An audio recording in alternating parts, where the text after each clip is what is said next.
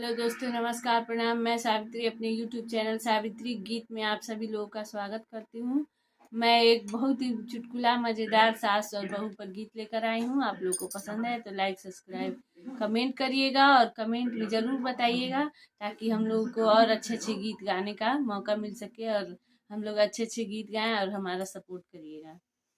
मिलल कसाई मोरी सासुरे सखी हरदम सतावे। मिलल कसाई मोरी सासु हो सखी हरदम सतावे। मिलल कसाई मोरी सासु हो सखी हरदम सतावे।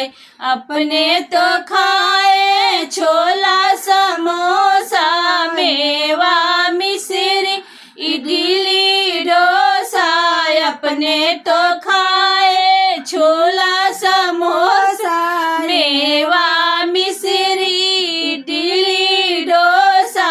हमके कहेली दोना चाटिले सखी हरदम सतावे। हमके कहेली दोना चाटिले सखी हरदम सतावे। मिलल कसाई मोरी सासु हो सखी हरदम सतावे। मिलल कसाई मोरी सासु हो सखी हरदम सतावे।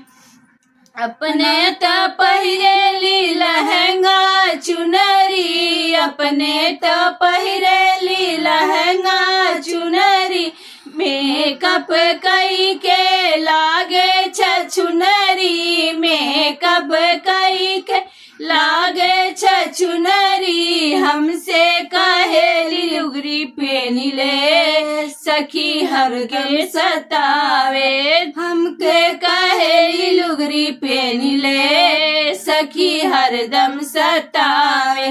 मिलल कसाई मोरी सासु रे सखी हरदम सतावे। मिलल कसाई मोरी सासु हो सखी हरदम सतावे। अपना त घूमेली सहरा बजरिया।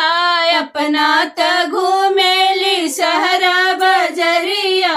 मारेली सेंट गम के पूरा सहरिया। मारेली सेंट गम के पूरा सहरिया। हमसे कहेली घर गोबर से लीप ले सखी हरदम सतावे। हमके कहेली घर गोबर से लीप दे सखी हरदम सतावे। मिलल कसाई मोरी सासु हो सखी हरदम सतावे। मिलल कसाई मोरी सासु हो सखी हरदम सतावे। औरों से हंसी हंसी बोले हमार सैया हमसे ना बोले। औरों से हंसी हंसी बोले हमार सैया हमसे ना बोले। हमसे ना बोले हमसे ना बोले। औरों से हंसी हंसी बोले हमार सैया हमसे ना बोले। साली से बोले सरहजिया से बोले। साली से बोले सरहजिया से बोले। भाभी से हंसी हंसी बोले हमार सैया हमसे ना बोले हो। भाभी से हंसी हंसी बोले हमार सैया हमसे ना बोले हो। औरों से हंसी हंसी बोले हमार सैया हमसे ना बोले। औरों से हंसी हंसी बोले हमार सैया हमसे ना बोले। यारों से बोले घर वालों से बोले। यारों से बोले घर वालों से बोले। यारों की बीबी से हंसी हंसी बोले हमार सैया हमसे ना बोले। यारों की बीबी से हंसी हंसी बोले हमार सैया हमसे ना बोले। औरों से